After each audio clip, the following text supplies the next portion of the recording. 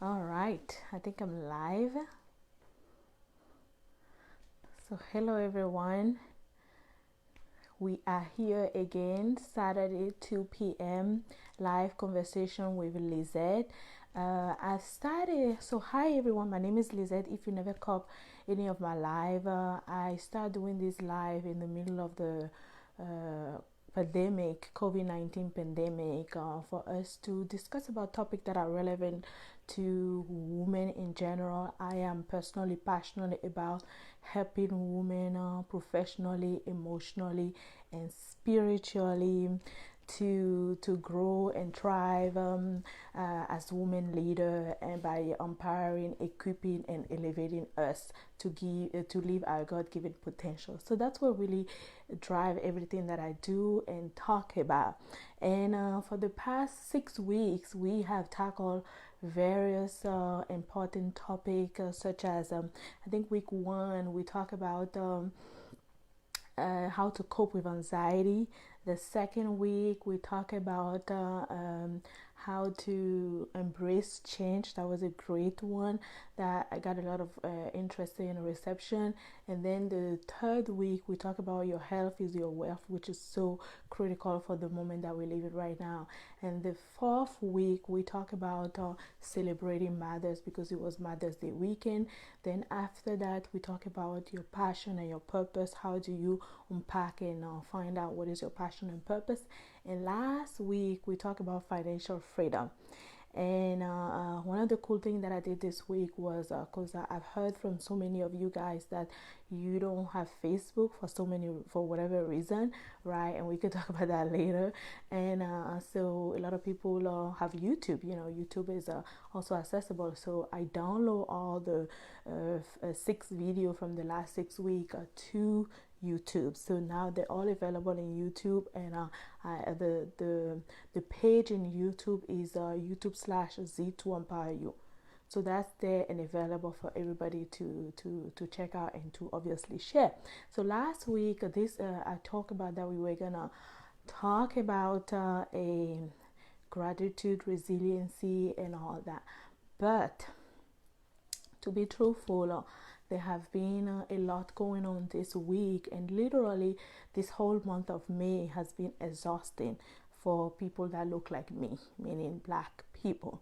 So I decided that instead of I couldn't even think about resiliency or even gratitude or whatever else. The only thing I was just thinking about is all these things that you've been hearing.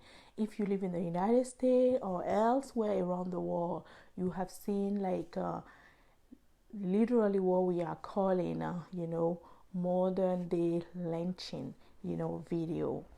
So you have seen a video of a black man, George Floyd, being I can't even talk, I can't even describe it. You guys have seen the video, but his the policeman was kneeling on his neck, and the man literally died after some time. So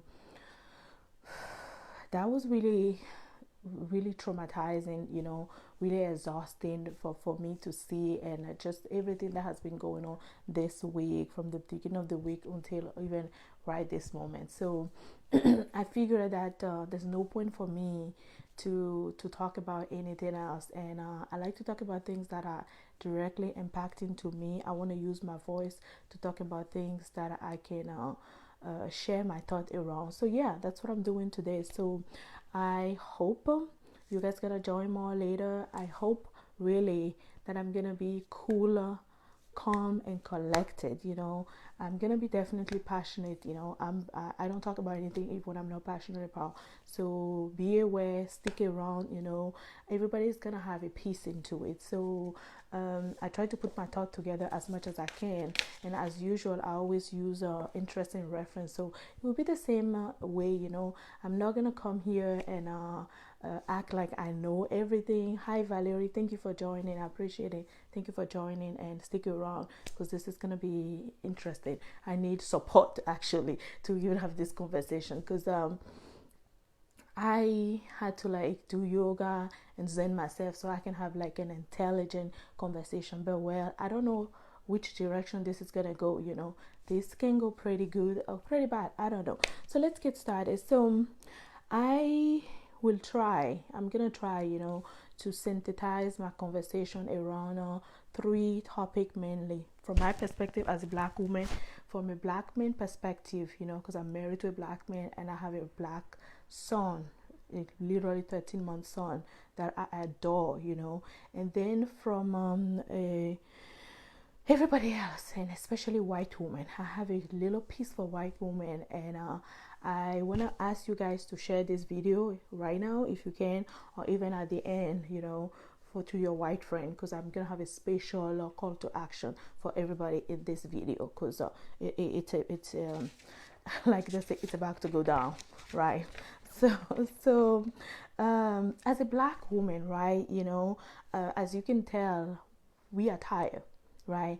We are tired. Thank you for joining. We are exhausted, and we are literally just downright outrageous. And you will think like, oh, Lisette, it's just a video. Wait a minute, because I like to do research, and I like to back everything up with a fact. The problem is not the problem is the one instance, right? The last instance. But the problem is not just this one video. This is an accumulation of everything that have been going on. And mind you, we are in the middle of the pandemic right now. So we already have a lot going on, right? And police should not even be in the street trying to do any crazy stuff. Let's just call it what it is, right? So I like to always so I want to show you a picture, because I think when I saw it, it kind of explained to me why, you know, the outrage is there for all of us right now. So I hope this, yes, it's gonna pop up. I hope this shows up for me.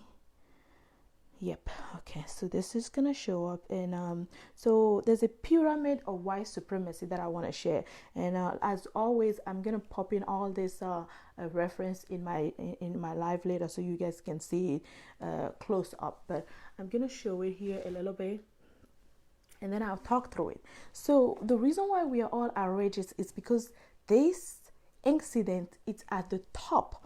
When you see a pyramid, it's really at the top of the pyramid. So it's almost like the last straw that just broke the camel. So it's at the top of the pyramid. So at the top of the pyramid, it is a genocide, you know, mass murder, unjust police shooting.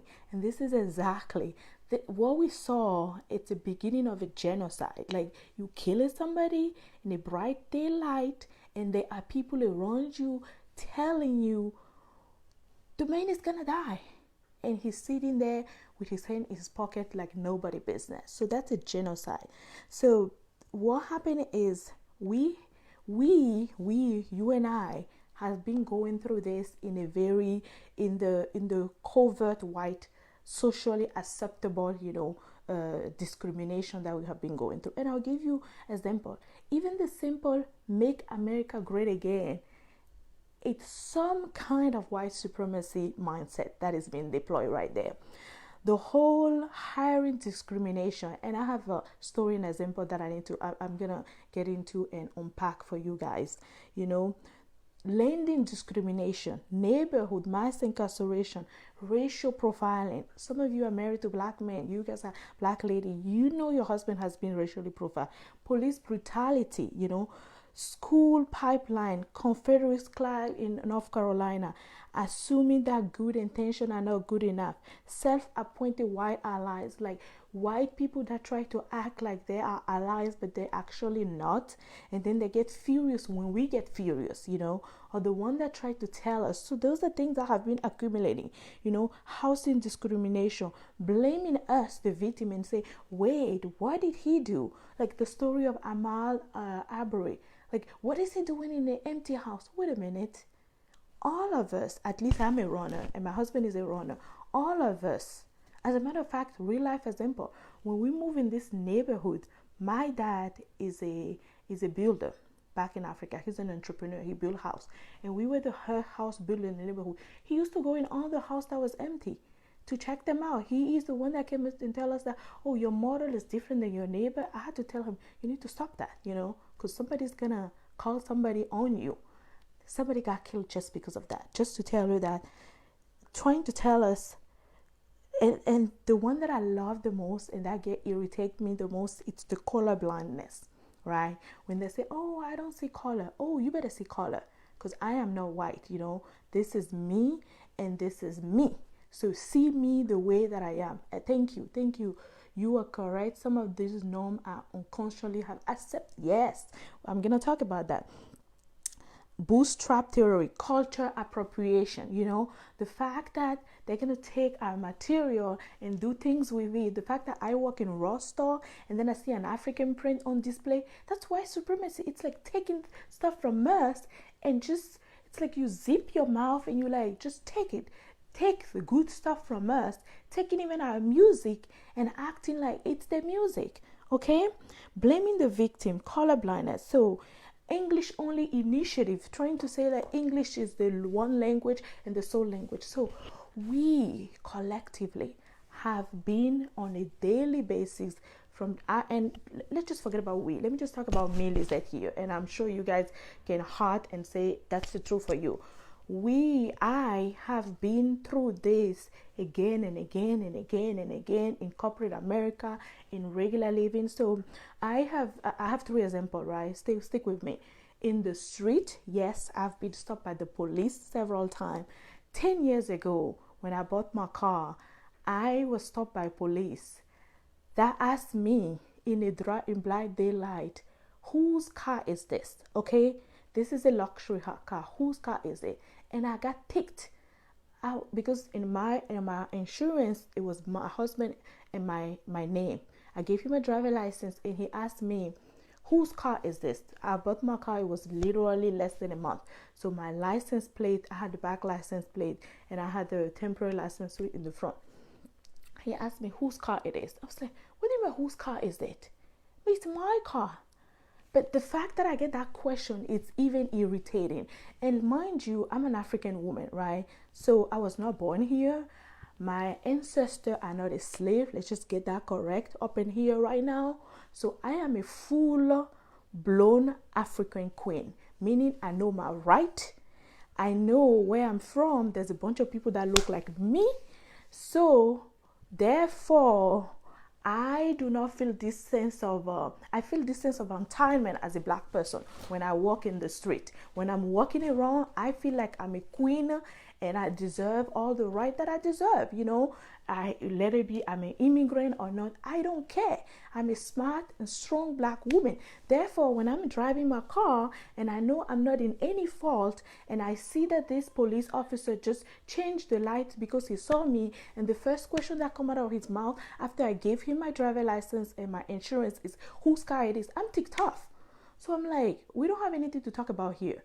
Because why am I being arrested? So that was my first not so good, but I came out alive because I was not gonna take it. Because in my mindset, I'm expected to be treated respectfully. That's how I come from it, So that's one thing. Second incident was a couple of years ago. I was on the highway, actually on the service road, not far from where I live.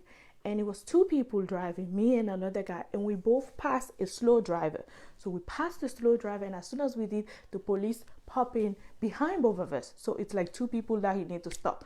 So one white family in a Jeep, open top Jeep, and then me and my daughter. So police go straight to the white family in the Jeep and talk to them, and they did the talking and wave and then bye.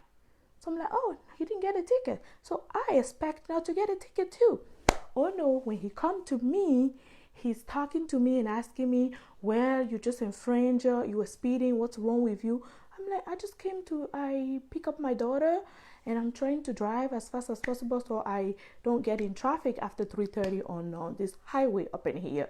And as a matter of fact, the other guy did the same thing. So why he don't get a ticket, and why are you trying to, he didn't even ask the other guy his license, his all that documentation, but he was asking mine. So ask him, why am I not getting the same treatment? He's like, no, you were in the front.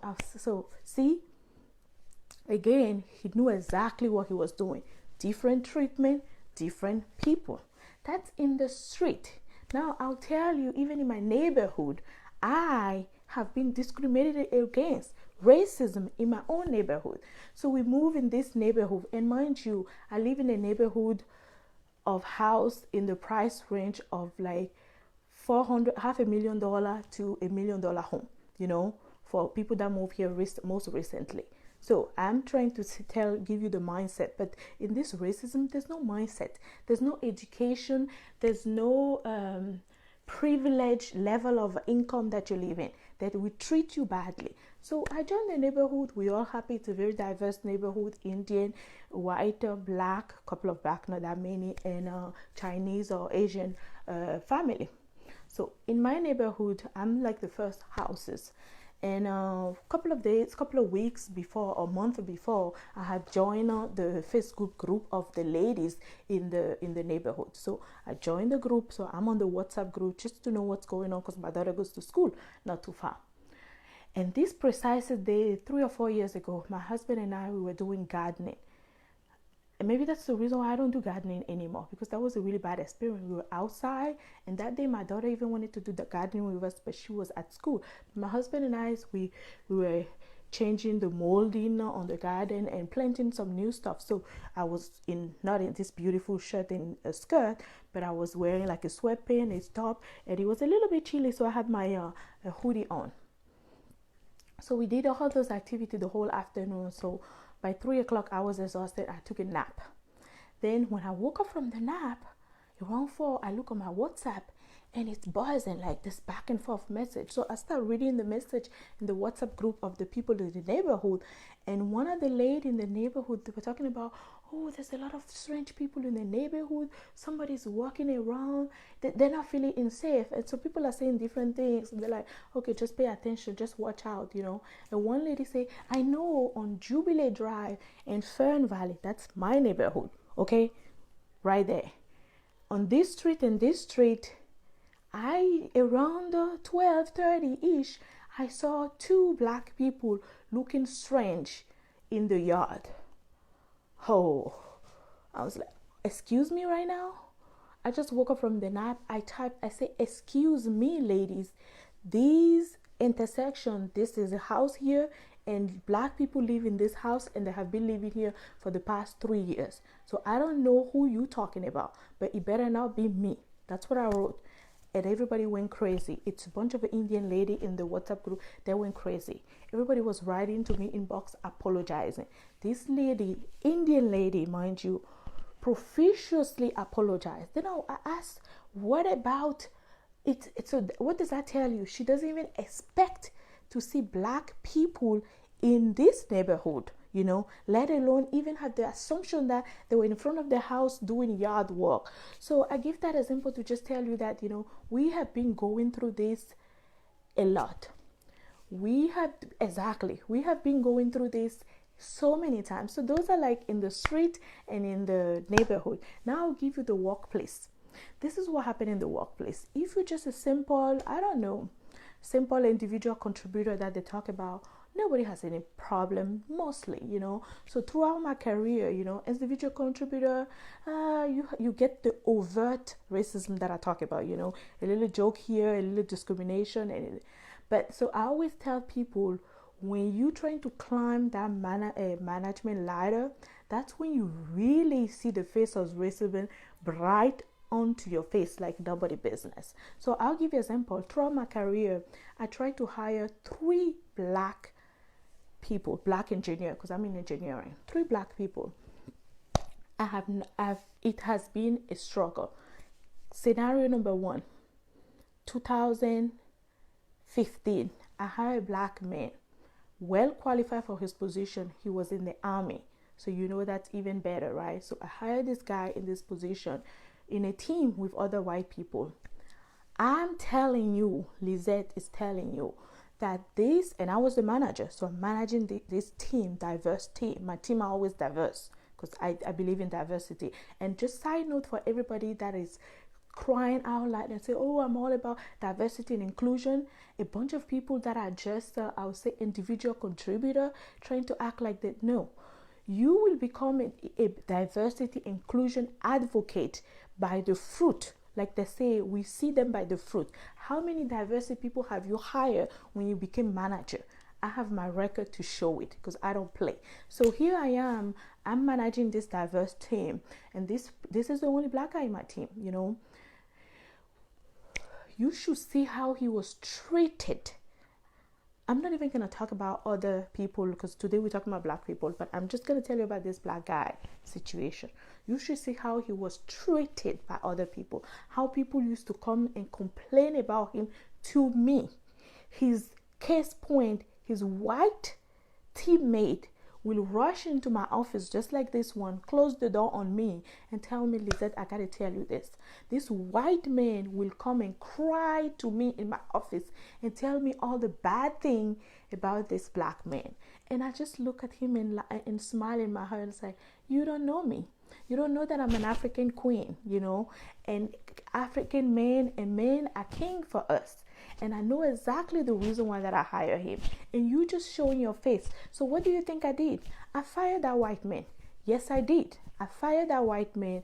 And management was super exhausted, I would say, or pissed off at me. But I was in my right because I wrote him off. I gave him the opportunity to show me his face several times. So I fired the white man and let the poor black man breathe, literally breathe in his job and have peace in his job. So that was one situation. Situation number two, I know this story are taking long, but there's a reason why we're exhausted. There's a reason why I am tired and exhausted. And this happened everywhere. Case number two, in the most recent job, and I'm not going to name the name of the company. It's supposed to be a great company to work for, best place to work for in the world. And you guys can go on my LinkedIn profile and go look at them, right? Last company that Lisette worked for, I hire, again, diverse team, because I balance my team. When I'm hiring, at some point, I'm like, okay, I have enough of this. I'm going to try out, you know, and I tell my recruiter, I would like to have a black person. If you bring me a black candidate that is qualified, I'm going to jump on it, you know, I'm going to hire them. So I got my lovely recruiter, you know, that I love. She got me a set of great candidates, and I picked this black man, well qualified, even overqualified. But he reminded me so much of that George Floyd lady. Poor connection, so I don't know what's going on. A white lady, Karen, decide to withdraw my offer to this black man, literally. So what I'm trying to tell you is I hired this person. I had authority for the past 3 years to hire every people. More than 10 people I hired in my team. I had authority to hire all of them. But the moment I decided to hire this black guy, everybody was questioning his intellect, my reasoning. I'm not even going to give you the whole story. Maybe I'll just do another live that day to break down that situation for you guys. But this was the worst situation that I ever felt. I felt helpless. And my husband can tell you, not only I felt helpless, I almost lost my own job, my own position, because I dare to hire a black man. Yes, I said that, dare to hire a black man. So what happened was, I traveled. I made an offer to the guy. I set up his start date to start, you know, a couple of days after I come back from my trip, but for everybody to get prepped for him, right? I come back from my trip. If you guys pay attention to my timeline, come back to my trip last year or 2 years ago, I lost my grandmother. So I had a quick trip to Africa to come back really quick, 10 days. Within that 10 days, my boss turned down the offer, called the candidate, re-interview the candidate with another Karen. Let's just call them Karen today for everybody's purpose, right? I don't even want to call them by name. Let's just call them the Karen. Call another Karen to interview the same guy, and both Karen decide behind me, Lisette, that this candidate is not qualified, that Lisette made a mistake. You see that? So I come back, and that's what I've been told. So we have been tired, frustrated, and exhausted. I had the power to hire more than 9 people. And on the 10th one, when I dared to hire black people, that's exactly what happened. So this has been going on for long. Third story around hiring people. The third black man that I tried to hire was super qualified because I insisted after that I'm going to hire a black man, period. This is my team. This is my organization. I have the right to do what I want for my team, and I have the right to choose people that I want to work for me. So the next person, after they refuse that guy and they find a way to move him and not give him the offer, The next guy that I hired, I brought again another qualified black African man to the group, and they didn't have a choice because now, and I was ready to go to HR as a matter of fact, to just call it out what it is. They didn't have any choice but to accept this African man.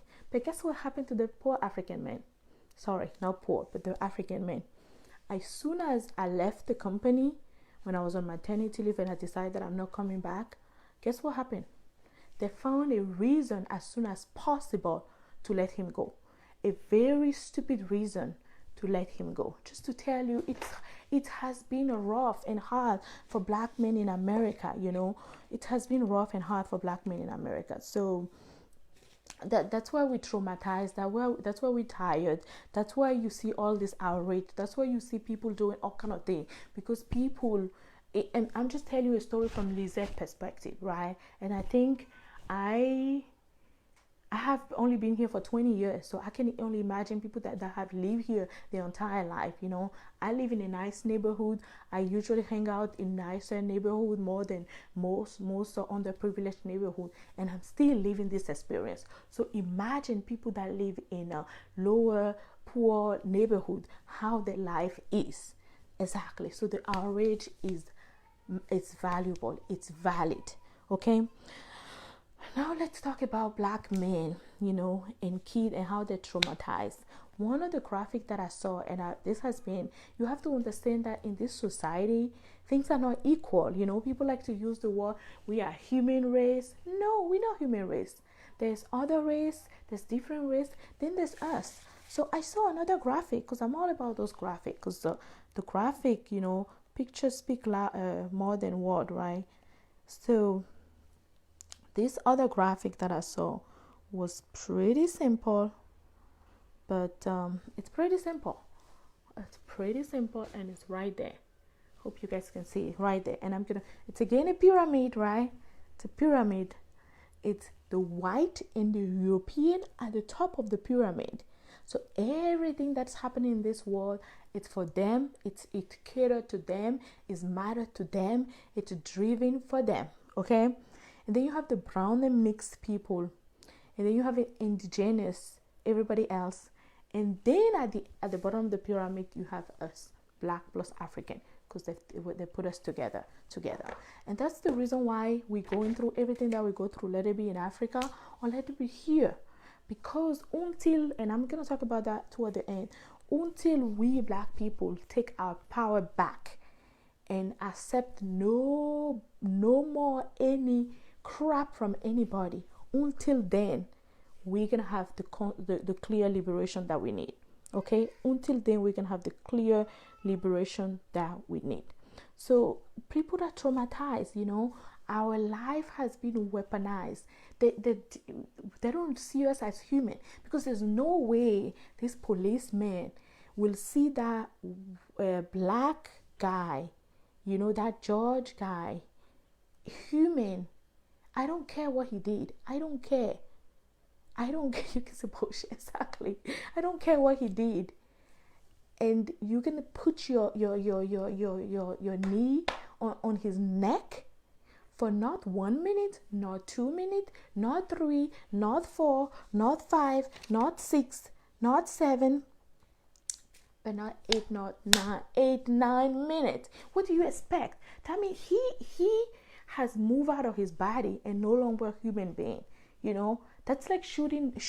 That, I don't know how to call it, but that's what it is. But so what can we do about it? I'm married to a black man, and there's no respect. And I tell my husband all the time, he has the same mindset. Like, we are African, we see things differently. We value ourselves, you know, we value ourselves even though people don't value us, right? So sometimes, you know, you want to walk in, like, I tell my husband when he go run, I'm like, you better not go run, you better not wear black on black, or you better not, like, even example I'll give you, he was flying a couple of months ago, first class, and he was wearing like a tracksuit, like an Adidas black and white simple tracksuit. And I'm like, really? You flying and you wearing that? They're not going to respect you. It's like, I don't care. Guess what? We got to the corner. The way the lady was acting, I know he's like, oh, these people. When I'm going to the airport, I'm looking fly, because I don't want anybody to disrespect me. Because believe it or not, The way you look matter. So I will always be looking fly. I just look fly for myself, but I want to be respected because I don't even want to be looking at me. You can say, oh, Lisette, it doesn't matter, but that's just my mindset. So we're standing there in the counter, and as soon as she saw his ticket, her demeanor changed. Literally, her demeanor changed. Now she's asking, do you want this? Do you want this? And he just looked at me, and I'm like, oh, I guess she's trying to be nice to you now, But if you have came in a nice shirt, suit and tie with your little thing, she will have given you that respect from the get-to-go, So even little Becky or little Karen at the counter have a privileged situation, know her privilege and know how to take her privilege away take our privilege away from us, So I know I've been talking, and I want to now move to my favorite people, white women. What are we going to do about white women? I've always said, even before this Amy Cooper Central Park situation happened, I've posted on my timeline a couple of weeks ago when white women decide or feel the anger, the outrage that I'm feeling right now, that's when things will change. If you go back in history, you will see white women has always stolen attention from everything that need to happen. So we're tired. But guess what? Amy Cooper show us that white women are the key for the life and for the death of black women. Because definitely that little Karen, because I'm not going to call her by her name, right? That little Karen, in her voice, the change in her voice was already like, oh, I'm going to show you who you are. I'm going to show you, I'm going to call them and tell them that a black man is threatening me and my dog. And let me back up and talk about the hierarchy, because in the hierarchy, literally, there's white people, there's the other race, they are the dog, yes, the little cat, and then there's us. Okay, so most people were more outraged about Karen choking that little dog. They care more of a dog than a black man. She would have called the police. The police would have show up. I mean, she called the police. No, she would have. The police would have show up there, and it would have been like a Central Park 5 situation. And this poor man, I forgot his name, Christian, will not be alive today. That would be another situation. Right? So Karen have the power. White women have the power, and we need to plead them to use their power. We need to ask them to dig down in that desert. I believe they are the key to solution. And I'm tired. At this point, I'm tired. This whole thing of, oh, you are a lie. No, I'm gonna need you guys, Karen, if you listen to me, and please share with any Karen that you know, or put it on your timeline. Just cut this part and give it to Karen. I'm gonna need you, Karen, to not be an ally anymore. That's too much. That's too little. I'm gonna need you to step up your game and become an advocate, meaning you should be the one telling the other Karen, are you serious right now? That can be your son. Are you serious right now? What are you doing? Why are you wasting the taxpayer money calling the police on nonsense? I'm gonna need you to be an advocate. Step up your game. And I'm gonna need some of you guys to even step up, especially, let me talk now to the Karen that are married to black men. I'm gonna need you guys to just be an activist, period. For the sake of your husband and for the sake of your brown kid or mixed kid. Okay? So I'm gonna need all the Karen that had the luxury to marry black men to become an activist, period. Like an activist, I need you guys to be out there. And I was happy a little bit to see not just white people, black people protesting, but also white people. So I'm gonna need all the Karen that are married to a black man, taking their money, loving them on personally, need to expand that love to the entire race and be advocate out there, because I cannot be out there. That's why I'm on here. But I need Karen to be out there and advocating for us, because you choose to marry our men. So step up your game, Karen. Step up your game. So I'm not gonna do ally anymore. I'm gonna need more than that. I need advocacy and I need activism, And in the workplace, because that's what I know, in the workplace, I'm gonna need, my phone is gonna die here, but I'm gonna be out of here before I die. And I'm gonna need Karen again in the workplace to step up her game and stop her little microaggression, little biased mindset and all that, and stop this whole thing of, oh, little black girl is angry. No, I'm gonna need you, Karen, to act like I am your sister in this womanhood. I'm gonna need you, Karen, to act like my son and my daughter are your daughter. Okay, son and daughter, I'm gonna need you to get into yourself and act like you are a woman, and your womanhood is more important than your race at this point. That's what I'm gonna need Karen to do. And I'm gonna need my black people to do the following, because everybody need to get their piece. Everybody need to get their piece. Let me see how long I've been talking. Okay, 35 minutes. Everybody need to. So that's what I'm gonna need Karen to do. I'm gonna need Karen in the workplace, because what happened in the workplace for the past 20 or 25 years is all this. Oh, we need diversity and inclusion, which is always funny to me. I'm like, you know what? Let's break down this diversity. Hi, Chantal. Thank you for joining my life. And you are a data guy. Let's break this data into exactly how many black women do you have? Not women of color. Call it black. Call it what it is. How many Indian do we have? How many Asian will we have? We're talking about women. Break it down. Because do not come here, and I've been through this, hire 3 Indian lady, and one white man and tell me, oh, we have diversity. No, you don't have a diversity. They all look the same.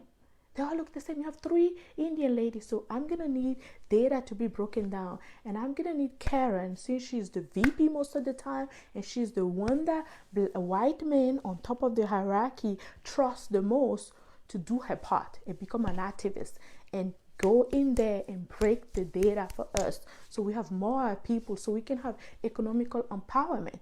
We can have economical empowerment and take our kid into the best school, so they can grow up and be the best people that they need to be. So we are not dealing with this literally when my son is 18 or 21. That's why I'm doing this video, because we are sick and tired. So now let me get to black people, because black people, we also need to do our part, because we have been too tolerant. Yes, the word is tolerant. We black people have been tolerant. I'm guilty too. Like when you have those mini aggression and you have those mini macro aggression, you just accept them, right? You're like, oh, they don't know what they're doing. No, we need to stop that, not for our sake, but for Karen's sake and for all of them's sake. We need to stop it. We need to call it what it is. So we have been idle to racism. We need to call them out all the time. We need to speak up. And I'll give you an example, because I've been doing this for the past 1 or 2 years, because like I told you, we've been tired. I've been tired, exhausted, So in my neighborhood blog or Facebook page, again, some Karen shows up and type in the Facebook page that, oh, kid came out of school the other day. And mind you, my daughter walked from school to the house by herself. So I'm really vigilant about what's going on in the neighborhood, right? In her little quarter of a mile that she walked home. So she wrote, like, there was 2 black men at the intersection of this and this, and they were looking suspicious.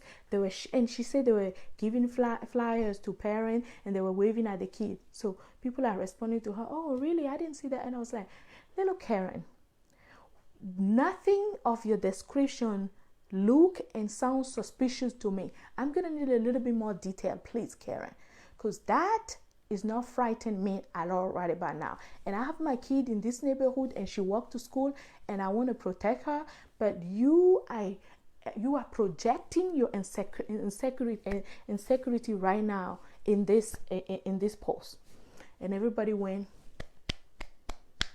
So we have to call them out right there and there, in the post, in the comment, confronting them at work. Like when Karen give you this stupid privileged joke, you need to watch her and say, little girl Karen, that's not how you do. You don't talk to me like that. And I am not angry. Lisette is not angry. I'm actually very passionate, and I want to help you before you get hurt out there. Because right about now, black people are tired, okay? So, and I'm trying to help you, help us, help me, okay? So We have to tell them when they're wrong in the same time so they can. And this whole thing about the police where we have to shrink ourselves, I'm gonna need people to decide, because in the next 10 to 15 years, it's your kid, our kid, that will be dealing with the police, right? The next police officer are right now watching this riot. So they need to know that black people are not playing. So if you want to become a police officer, you need to get your mind right. You need to get trained. And my kid asked me the dumbest question. Can we give a test to people and know if they're racist? Can we give a test to people and know if they're racist? I look at them, I say, I don't know, mommy. Mommy doesn't know if there's a test to give people are racist. But you believe in this America where people are so smart. We can do all kind of tests. We can test if you're crazy. We can test if you're smart. We can't test if you're racist. I think if it was white people that was be killed by racist cop, they would have found a test by now. So I urge you, technology people, smart people out there, we need to come up with something so that before these people get a job and they go out there, we know how they feel. We know somebody talked about in Facebook or comment that we need to give them spiritual training. I'm up for anything you need to give them right now. And this is what I want. I really personally want my kids to grow up privileged black African girl. Meaning, I'll give you simple example of privilege. Again, in the corporate, right? So I have my laptop. I've been working on my laptop for like 1 or 2 years. I never had a mouse. And suddenly I asked for a mouse, And when I asked for a mouse, Karen was like, oh, I want a mouse too. So the secretary, Karen, again, gave both of us a mouse. So then we went our way. 2 or 3 days later, Karen showed up in my office and asked me, Lisette, how are you using your mouse? I need a mouse pad. I don't have a mouse pad. I need a mouse pad. I was like, no, I don't have a mouse pad. She's like, oh, I'm going to ask Karen to get me a mouse pad. So she go over there and go ask for a mouse pad. So I said, get me one too. But then in that moment, this is a simple example, but in that moment, I realized that this Karen is privileged because I've been struggling with this mouse without a mouse pad for the past 2 or 3 weeks, but I would just put it on a bookshelf or book or something just to get it working because I was just happy to have a mouse. But she wanted a mouse pad on top of it, just to tell you how privileged. So I want my daughter to grow up privileged. I want her to know her right as a human being, as a black woman in America, as a black woman in this world, a bright, beautiful black woman. I want her to be privileged. But one of the things that Michelle Obama says is, we black people, we need to step up our game. And she called it, we need to flip the table, Like that was my example, right? I was just so happy to have a mouse. Even though the mouse was not really working the way I want to, but I was like, oh, I already got a mouse. I'm not going to go again and bother the little Karen in the corner assistant and say, get me a mouse pad. But the other Karen, her privilege was right on point, right? So that's just a simple example. But I tell you that most of us, I see people post like, I'm so happy I got a job in this company. I'm so happy my company is diverse because they hire you. No. How many people have you brought along when you got in that company? How many people have you challenged in your position that you have been? I've challenged people in my position and it has cost me job, and I'm fine with it because I'm sick and tired of playing the victim. I told you I need Karen to be an activist, so I'm an activist in my head. So when I see wrong, I'm calling it. You guys can just cut my paycheck. I don't care, okay? I don't care. At this point, I'm exhausted. I can rely on just water and bread at this point, literally, and God will take care of me because I'm just outraged. I don't want to do this. Stop calling we should start. Yeah, basic privilege, So instead of us just being happy to be at the table and smiling, and I've been victim of that, you see them stop saying some bullshit like you told me, Valerie, to say, and you just watch them, and you go home and you get in the car and you just like, are you serious right now? Oh no, jump in there and tell her that is wrong. I'm a black person. I've worked. Early in my career, people used to make a joke, and then they're like, oh, Lisette is here, and I'm like, oh, that's fine, I'm a black woman, but I'm an African, so I don't care. Oh, you do the same stupid joke in front of me right now, you're gonna be on fire. I'm gonna lit a fire. I told my 2 daughters the other day, They were telling me that, oh, one little boy called somebody a N-word. And I told them, if somebody call you an N-word, you look at them in the face and tell me, little white boy, if you call me again N-word, you're gonna disappear. Let me just call you right now. You are disappearing. And my daughter is so sweet, you know. She doesn't have my spirit. She has her dad spirit. She's like, but mommy, I cannot do that. I'm gonna get in trouble. I said, you get in trouble, and then I'm gonna talk to your principal and say, somebody called my kid N-word. That's why she did that. I give you the power to go out there and tell, because I told her, if you don't nip that little white boy in the butt, he's gonna become a police officer that we saw on the street. Exactly. So you need to nip it where you are right now. So for us Black people, we need to stop being ashamed. We need to stop being ashamed. We need to stop accepting. We need to stop just accepting the basic in a covert, an invert racism that we talk about at the top of this. We need to just stop it and nip it in the bud right there. And it's not going to be like a huge movement. We just have to do it one-on-one. One Karen to one Lisette, one Karen to one Carlene, one Karen to one Valerie, one Karen to one Shanta, one Karen to one Eva. Those are people that I'm seeing there. One-on-one. That's what we're going to do. One-on-one.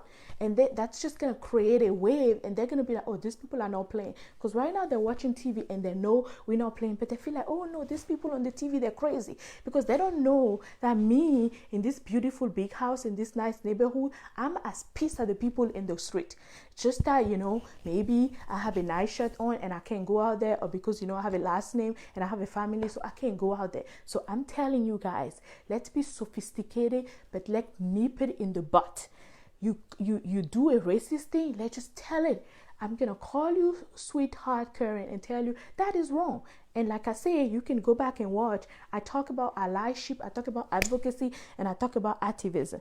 And the last thing that we need is for us Black people to vote, because what I'm going to need Black people to do is keep the same energy, right? Same energy that we have right now, and use that energy in November and vote. And you're going to be like, oh, Lisa, what's that going to change? Because everything comes from the top.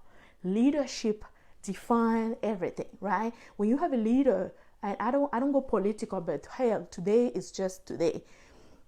When you have the leader on the top that is telling people, if you riot, I'm going to shoot. And that is like a cold world, just like Make America Great Again is a covert white supremacy world. What do you do? What do you do? Right? What do you do? So we're going to need a tone to be bring down. So I'm going to need all these people rioting and acting crazy and acting gangster, in Atlanta and in Washington and at Los Angeles, all these young people being so passionate like I am right now. Take your passion, get your voting registration and vote. Because I know even us African people, y'all don't want to vote. Black people, they're so busy trying to catch that dollar, the $15 an hour or $20. I don't know how much they get paid. They don't even want to take a minute and go vote, because they feel like, oh, how is that going to change my daily life? Guess what? It's going to change, because the Karen that is the vice principal in your daughter's school or in your son's school, it's going to change the chief police in your neighborhood. It's going to change the prosecutor that need to prosecute that white police officer that will stop you in the street a couple of years from now. Things like that. So Black people need to zen it out. Talk to all the Karen that we have in our life.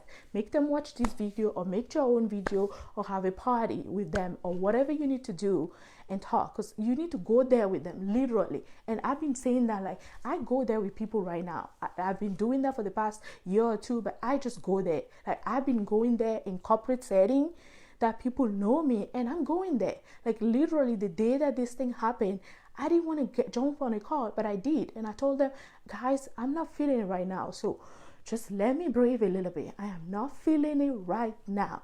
Because we keep talking about, oh, bring your full self to work. How am I going to bring my full self to work, or bring my authentic self, and I'm hurting, and people that look like me are hurting, and people from all over the world are crying, and you want me to be the pretty smart one? Oh, no. I'm giving you my full self. This is going to be on YouTube, and all of you guys know me as cool, calm, and collected. we'll see it, and we all be square out, and you can call me and we'll have an intelligent discussion. But we need you to step up your game to become an activist. Those are for Karen. And Black people already talk about what we need to do. We need to take ownership and educate. We no longer need to accept it. We can no longer accept it. Period, blank, done. Thank you for watching me. I know this has been long. Thank you for being an audience for me. I am hot. I'm tired. I'm going to go sleep. And this is just exhausting. And I don't think I forgot anything. I think I said it. I said everything that I wanted to say. I said everything that I wanted to say. And please be safe. Please be responsible and stay blessed. Corona is still out there.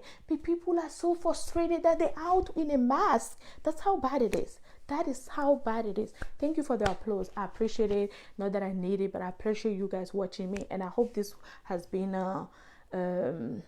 instructional or whatever, inspirational, motivational. I don't even know. I need to go back and even watch myself on display. So anyway, thank you very much. And we are stronger together. At the end of the day, we are Black people. We know ourselves. We are king of queen, and we are just trying to feed in a world. And the last thing that I want to say, I heard Cornel West say yesterday, and I've been thinking about it. I don't know. I can't deconstruct it yet. He said America has been a failed social experiment, and he is right. I just know he's right, but I like to deconstruct it for myself, so that might just be another day video. But he said that. So we are part of a failed social experiment. So what are we going to do as a species in this experiment? We need to act out, and that's what people are doing. But we can act out intelligently, calm, collect, but we no longer need to accept things. We need to help change the system one person at a time.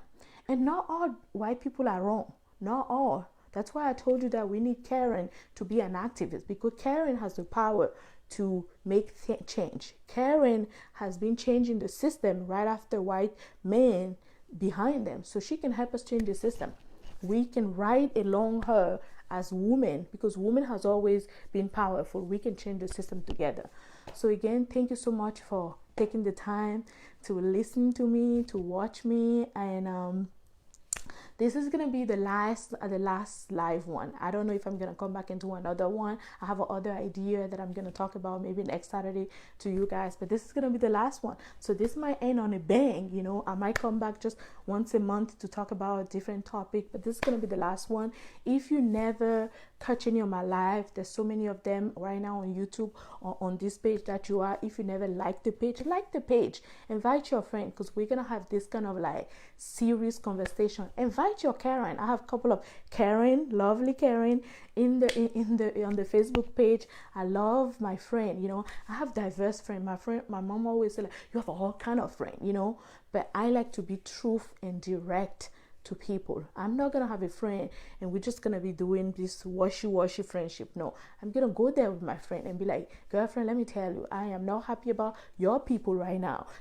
I even do that to my daughter all the time. I'm like, your people. She's like, who is your people? You know, and I joke and I say my daughter have more white friends than I do, you know, because everybody's a friend at school. Like, oh, all my friends, and why are they doing that to people like us?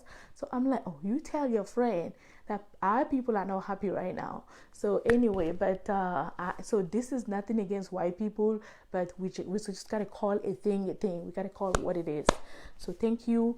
I appreciate you. God bless you. Stay safe and stay blessed. Bye.